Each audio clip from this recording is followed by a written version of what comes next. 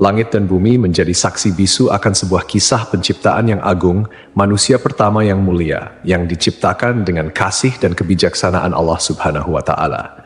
Nabi Adam alaihissalam diberikan amanah sebagai nabi pertama yang dipilih oleh Allah untuk menyampaikan tauhid dan menjadi pemimpin pertama di bumi. Allah Subhanahu wa Ta'ala memberitahukan kepada para malaikat tentang keinginannya untuk menciptakan Nabi Adam alaihissalam dan keturunannya. Para malaikat bertanya untuk mencari tahu hikmah di balik penciptaan Adam dan keturunannya, bukan untuk membantah, menghina, atau dengki terhadap keturunan Adam seperti yang dipahami oleh sebagian mufasir. Mereka berkata, apakah engkau hendak menjadikan orang yang merusak dan menumpahkan darah di sana? Menurut salah satu pendapat, kerusakan dan pertumpahan darah sudah pernah terjadi sebelum Nabi Adam alaihissalam diciptakan, dan hal itu dilakukan oleh para jin dan sekelompok jin lainnya. Jin sudah ada 2000 tahun sebelum Adam alaihissalam diciptakan, dan mereka saling menumpahkan darah. Kemudian Allah Subhanahu wa Ta'ala mengirim sepasukan malaikat untuk menghalau mereka ke semenanjung lautan. Menurut pendapat lain, para malaikat mengatakan demikian karena mereka tahu bahwa makhluk-makhluk yang diciptakan dari unsur bumi biasanya berwatak demikian. Lalu Allah Subhanahu wa Ta'ala menjawab pertanyaan para malaikat, "Aku mengetahui apa yang tidak kalian ketahui." Artinya, Allah mengetahui maslahat besar di balik penciptaan manusia yang tidak mereka ketahui. Di antaranya akan muncul para nabi, rasul, orang-orang syidikin, dan syuhada dari keturunan Nabi Adam alaihissalam. Allah Subhanahu wa Ta'ala telah menciptakan Nabi Adam alaihissalam berdasarkan bentuknya. Nabi Adam alaihissalam diciptakan dari tanah yang diambil dari berbagai hamparan bumi. Warna-warni tanah yang tersebar di seluruh bumi ini menjadi sebab keturunan Nabi Adam alaihissalam lahir dengan beragam warna kulit hingga saat ini. Variasi tersebut mencerminkan kebesaran Allah Subhanahu wa Ta'ala dalam menciptakan keanekaragaman manusia. Tingginya 60 hasta atau sekitar 27,43 meter, yang sering dibulatkan menjadi 30 meter. Hal ini selaras dengan penelitian yang dimuat dalam jurnal Madaha Yisrael Be'Anglit Variet, yang menyatakan bahwa tinggi rata-rata manusia zaman dahulu 90 kaki atau sekitar 7,43 meter, seperti yang dijelaskan dalam hadis. Allah Subhanahu wa Ta'ala telah menciptakan Nabi Adam alaihissalam berdasarkan bentuknya dengan tinggi 60 hasta. Kemudian Allah Subhanahu wa Ta'ala berfirman, "Pergilah dan berilah salam kepada para malaikat, dan dengarkanlah apa yang mereka katakan kepadamu. Itulah kehormatan bagimu dan keturunanmu." Ukuran tubuh manusia terus-terus menyusut secara bertahap hingga sekarang. Tentunya Allah Subhanahu wa Ta'ala memiliki hikmah terbaik terkait penyusutan tubuh manusia, karena rencananya selalu yang terbaik. Meski manusia saat ini tidak memiliki postur tubuh setinggi Nabi Adam alaihissalam, Rasulullah Shallallahu Alaihi Wasallam menyampaikan kabar bahwa penghuni surga nantinya akan memiliki postur tubuh yang serupa dengan nenek moyang mereka, yaitu Nabi Adam alaihissalam. Tubuh penghuni surga akan kembali ke bentuk awal penciptaan manusia. Seperti yang disabdakan Rasulullah Shallallahu Alaihi Wasallam, sesungguhnya tinggi badan para penghuni surga ketika mereka memasuki surga adalah 60 hasta, seperti pohon kurma yang tinggi. Mereka makan buah-buah pohon di surga sambil berdiri. Allah Subhanahu wa Ta'ala juga mengajarkan kepada Nabi Adam alaihissalam nama-nama semua benda yang diketahui manusia, mulai dari nama manusia, hewan, bumi, tanah, lautan, gunung, unta, keledai, hingga nama-nama benda lainnya. Allah Subhanahu wa Ta'ala juga mengajarkan nama lembaran, takdir, dan lainnya. Allah Subhanahu wa Ta'ala mengajarkan nama-nama benda dan sifat-sifatnya, mulai dari benda-benda besar hingga kecil. Allah Subhanahu wa Ta'ala berfirman dalam surah Syad, "Ingatlah ketika Rabbmu berfirman kepada para malaikat, sesungguhnya aku akan menciptakan manusia dari tanah. Maka apabila telah aku sempurnakan kejadiannya dan aku tiupkan kepadanya ruh ciptaanku, maka tunduklah kamu kepadanya dengan bersujud sebagai tanda penghormatan." Maka seluruh malaikat itu bersujud semuanya bersama-sama, kecuali iblis. Dia menyombongkan diri dan dia termasuk golongan yang kafir. Allah berfirman, "Hai iblis, apakah yang menghalangimu sujud kepada yang telah aku ciptakan dengan kedua tanganku? Apakah kamu menyombongkan diri ataukah kamu merasa termasuk orang-orang yang lebih tinggi?" Iblis berkata, "Aku lebih baik daripadanya, karena engkau ciptakan aku dari api, sedangkan dia engkau ciptakan dari tanah." Allah berfirman, "Maka keluarlah kamu dari surga, sesungguhnya kamu adalah orang yang terkutuk, dan sesungguhnya kutukanku tetap atasmu sampai hari pembalasan." Iblis berkata, "Ya Tuhanku, tangguhkanlah aku sampai pada hari mereka dibangkitkan." Allah berfirman, "Maka sesungguhnya kamu termasuk golongan yang diberi penangguhan sampai pada hari yang telah ditentukan waktunya, yaitu hari kiamat." Iblis menjawab, "Demi kemuliaanmu, pasti aku akan menyesatkan mereka semuanya, kecuali hamba-hambamu yang terpilih di antara mereka." Allah berfirman, "Maka yang benar adalah sumpahku, dan hanya kebenaran itulah yang aku katakan. Sungguh, aku akan memenuhi neraka jahanam dengan kamu dan dengan orang-orang yang mengikutimu di antara mereka semuanya." Surah Syad 71 hingga 78. Hasan al-Basri menuturkan iblis sama sekali bukan golongan malaikat. Pada mulanya, iblis berasal dari golongan jin. Namun, kala mereka berbuat onar di bumi, Allah mengutus sepasukan malaikat, membunuh dan mengusir mereka ke semenanjung-semenanjung lautan. Iblis termasuk di antara jin yang ditawan, kemudian dibawa naik ke langit, dan kemudian ia singgah di sana. Saat para malaikat diperintahkan bersujud, iblis enggan menuruti perintah itu.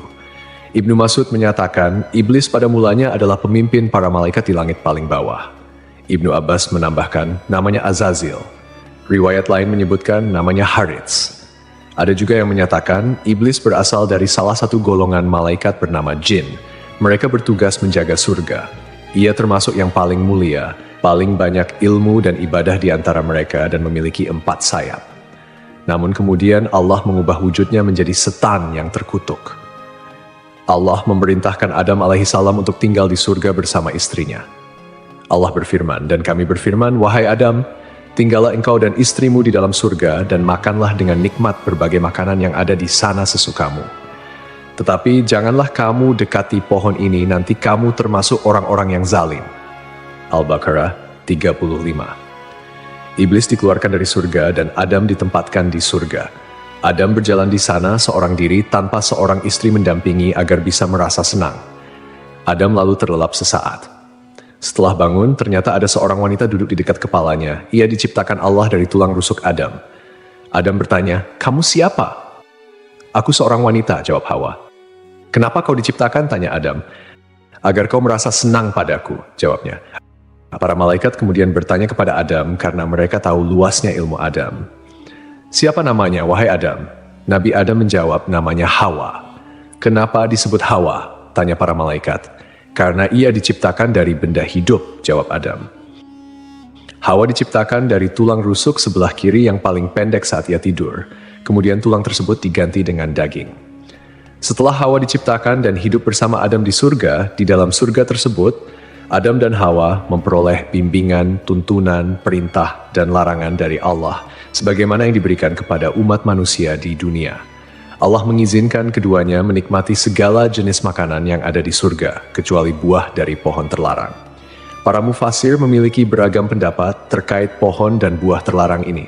Sebagian ulama berpendapat yang dimaksud adalah pohon anggur. Orang-orang Yahudi mengatakan pohon yang dimaksud adalah gandum. Biji-bijian gandum ini lebih lembut dari keju dan lebih manis dari madu. Sebagian ulama lain mengatakan bahwa buah tersebut adalah kurma. Sementara Abu Aliyah menyatakan, siapapun yang memakan buah pohon tersebut pasti mengeluarkan hadas, dan di surga tidak patut ada hadas. Perbedaan pendapat ini intinya hampir sama. Allah sengaja tidak menyebut buah apa persisnya. Andai ada maslahat di balik penyebutan nama buah yang dimaksud, tentu sudah Allah sebutkan, sama seperti hal-hal lain yang tidak disebutkan namanya dalam Al-Quran. Lalu iblis berusaha mengeluarkan Adam alaihissalam karena iri dengan kemuliaan yang diberikan oleh Allah kepadanya. Tipu daya berupa bujukan dan rayuan dilakukan oleh iblis agar dapat mengeluarkan keduanya dari surga. Iblis membisikkan pikiran jahat dan berkata kepada Adam, "Wahai Adam, maukah aku tunjukkan kepadamu pohon keabadian dan kerajaan yang tidak akan binasa? Rabbmu hanya melarang kamu berdua mendekati pohon ini dan melarang kalian berdua memakan buah ini, tidak lain agar kalian berdua tidak menjadi malaikat atau kekal selamanya di surga." Artinya, jika kalian berdua memakan buah itu, kalian berdua menjadi malaikat atau kekal selamanya di surga. Dan setan bersumpah kepada keduanya, "Sesungguhnya aku ini benar-benar termasuk para penasehat." Setan membujuk mereka dengan tipu daya. Hawa lebih dulu memakan buah pohon tersebut, dan dialah yang menyebabkan Adam memakannya. Andai saja Hawa tidak mengkhianati suaminya, Adam tidak akan memakan buah pohon terlarang tersebut. Ketika mereka mencicipi buah pohon itu, tampaklah oleh mereka auratnya. Saat itu kedua mata Adam dan Hawa terbelalak dan keduanya mengetahui bahwa mereka telanjang. Kemudian keduanya mencari dedaunan buah tin lalu mereka gunakan sebagai untuk menutupi aurat mereka. Rasulullah bersabda, "Sungguh, Allah menciptakan Adam, lelaki berbadan jangkung, berambut lebat, seakan-akan pohon kurma menjulang tinggi. Saat memakan buah pohon, pakaiannya terlepas dan bagian pertama yang terlihat adalah auratnya. Saat melihat auratnya, Adam berlari di surga. Allah memerintahkan dua malaikat untuk mengeluarkan Adam dan Hawa dari dekatnya. Jibril kemudian melepas tiara dari kepala Adam dan Mikail melepas mahkota dari keningnya. Dahan sebuah pohon kemudian mengait hingga Adam mengira hukuman disegerakan untuknya. Adam menundukkan kepala dengan mengatakan, "Ampun, ampun." Allah berfirman, "Apa kau melarikan diri dariku?" Adam menjawab, "Bukan, tapi karena aku malu padamu, wahai penolongku." Rabb menyeru mereka, "Bukankah aku telah melarang kamu dari pohon itu dan aku telah mengatakan bahwa sesungguhnya setan adalah musuh yang nyata bagi kamu berdua?" Keduanya berkata, "Ya Rabb kami telah menzalimi diri kami sendiri." Setelah menyadari kesalahannya, Adam dan Hawa meminta pertaubatan kepada Allah. Pertaubatan Adam dan Hawa diterima oleh Allah, namun Allah tetap memberikan hukuman akibat pelanggaran yang dilakukan oleh Adam dan Hawa. Keduanya dikeluarkan dari surga dan diturunkan ke bumi. Turunlah kalian dari surga menuju bumi, dan kalian akan menjadi musuh satu sama lain. Kalian akan memiliki tempat tinggal di bumi sampai batas waktu tertentu. 24 hingga 25. Rasulullah bersabda, "Hari terbaik yang matahari terbit pada hari itu adalah hari Jumat. Pada hari itu Adam diciptakan, pada hari itu ia dimasukkan ke surga, dan pada hari itu ia dikeluarkan darinya." Para ulama memiliki pendapat yang berbeda mengenai lokasi diturunkannya Adam dan Hawa di bumi. Pendapat mayoritas menerima bahwa Adam dan Hawa diturunkan ke bumi pada dua tempat yang berbeda dan kemudian bertemu di Arafah. At-Tabari, At-Tabrani, Abu Nuaim, dan Ibnu Asakir meriwayatkan bahwa Adam alaihi salam diturunkan ke bumi di India. Pendapat ini diperoleh dari hadis yang disampaikan oleh Abdullah bin Umar dan Abdullah bin Abbas. Sementara itu, menurut pendapat ini, Hawa diturunkan di Jeddah. Riwayat lain menyatakan bahwa Adam dan Hawa diturunkan di Shofa dan Marwah, di mana Adam di Shofa sedangkan Hawa di Marwah. Al-Auza'i meriwayatkan bahwa Adam berada di surga selama 100 tahun. Riwayat lain menyebutkan 60 tahun, menangisi surga selama 70 tahun, menangisi kesalahannya selama 70 tahun, dan menangisi anaknya yang dibunuh selama 40 tahun. Jika memang benar hari di mana Adam diciptakan dan dikeluarkan dari surga, sama seperti hari Jumat dalam ukuran dunia, pendapat ini masih perlu dikaji lebih jauh. Dan jika Adam dikeluarkan dari surga pada hari yang berbeda dengan hari ia diciptakan, atau kita katakan bahwa ukuran hari tersebut adalah sama seperti 6.000 tahun untuk ukuran hari-hari dunia, seperti yang diriwayatkan dari Ibnu Abbas, Mujahid, Dahak, dan dipilih Ibnu Jarir, berarti Adam berada di surga dalam jangka waktu yang sangat lama.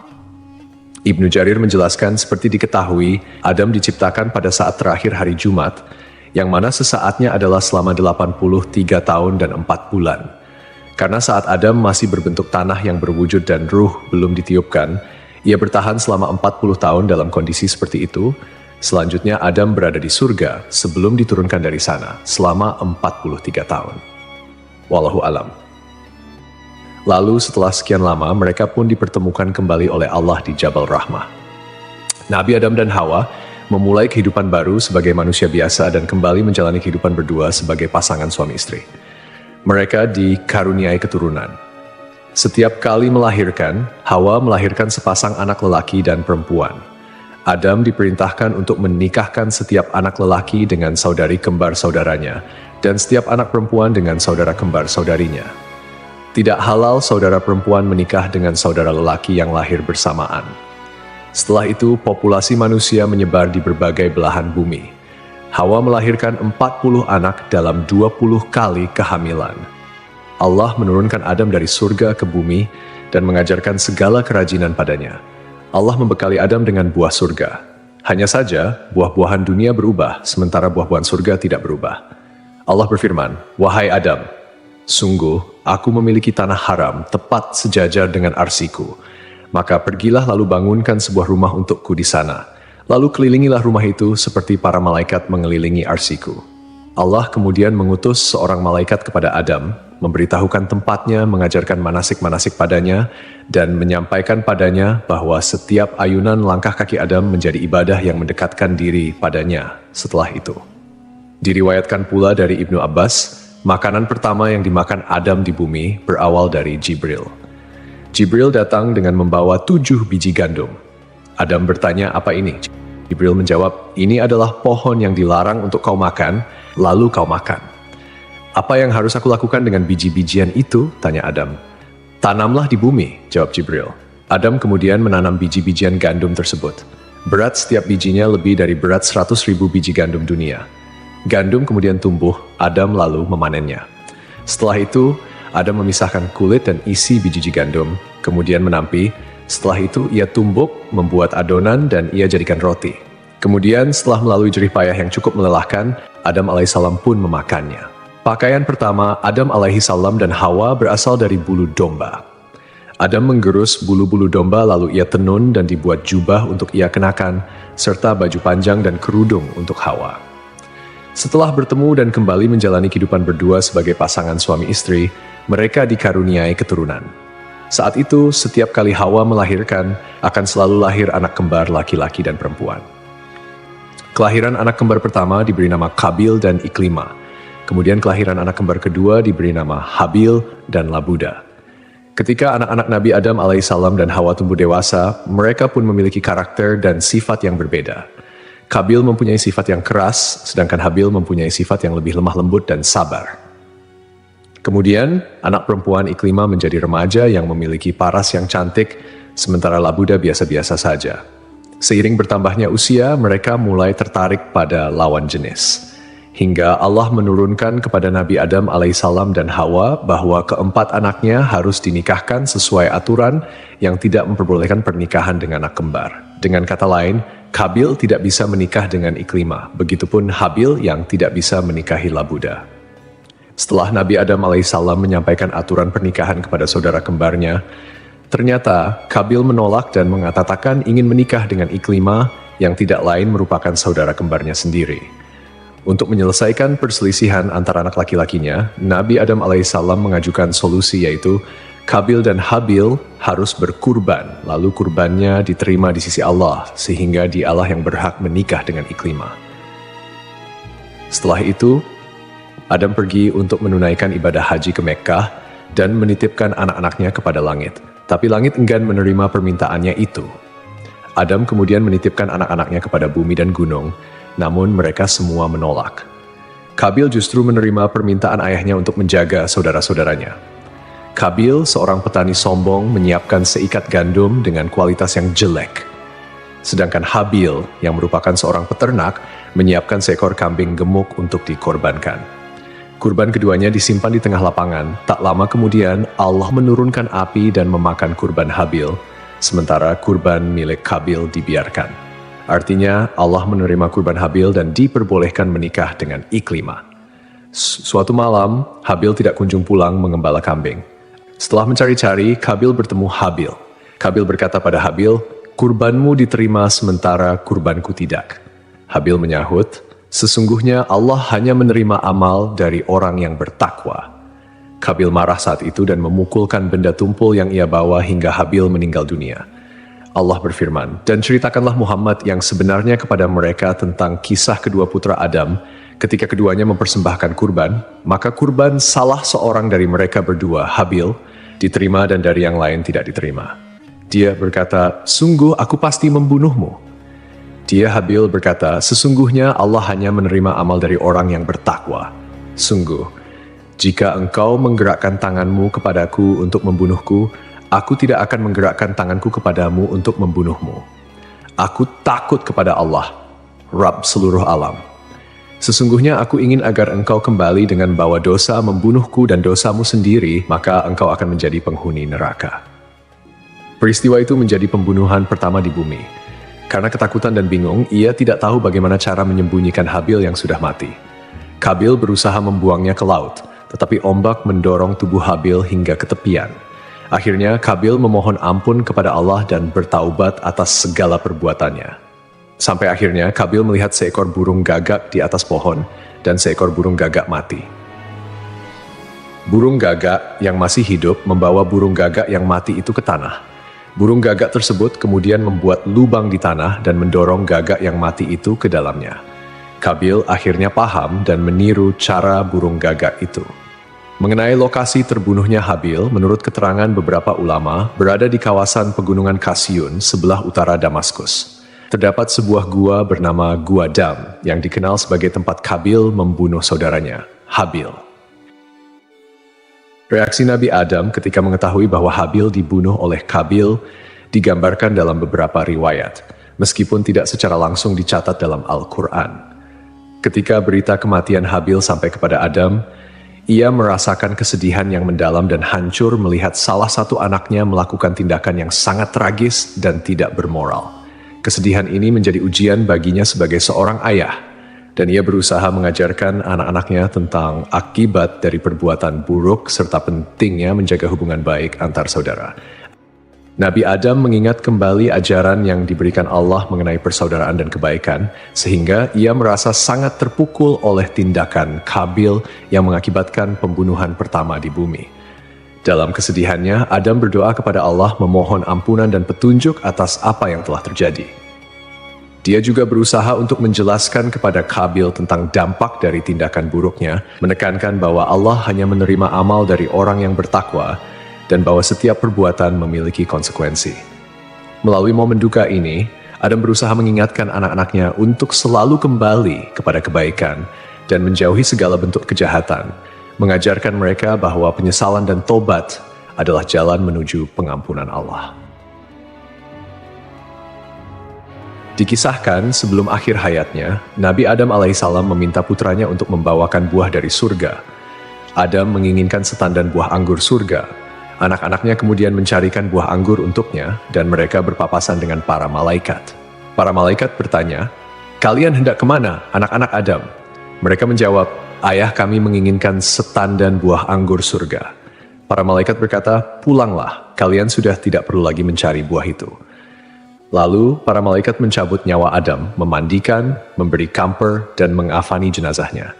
Jibril menyalatkan jenazahnya dan para malaikat syalat di belakangnya. Setelah itu, mereka mengubur jenazah Adam. Para malaikat selanjutnya berkata, "Inilah syariat kalian dalam mengurus jenazah." Kemudian, sebelum pergi, mereka berpesan agar kematian Adam menjadi pelajaran bagi umat. Sebab dari peristiwa itu, manusia bisa mengenali prosesi dan ritual pemakaman. Adam meninggal dunia setahun setelah Hawa meninggal. Ulama berbeda pendapat terkait lokasi pemakaman Adam. Menurut riwayat yang masyhur, Adam dimakamkan di dekat sebuah gunung di India, tempat ia diturunkan dari surga. Menurut sumber lain, Adam dimakamkan di gunung Abu Qubais, Mekkah. Sumber lain menyebutkan, sebelum banjir besar terjadi, Nabi Nuh memindahkan jasad Adam dan Hawa dalam sebuah peti. Lalu ia makamkan di Baitul Maqdis, seperti yang disampaikan oleh Ibn Jarir.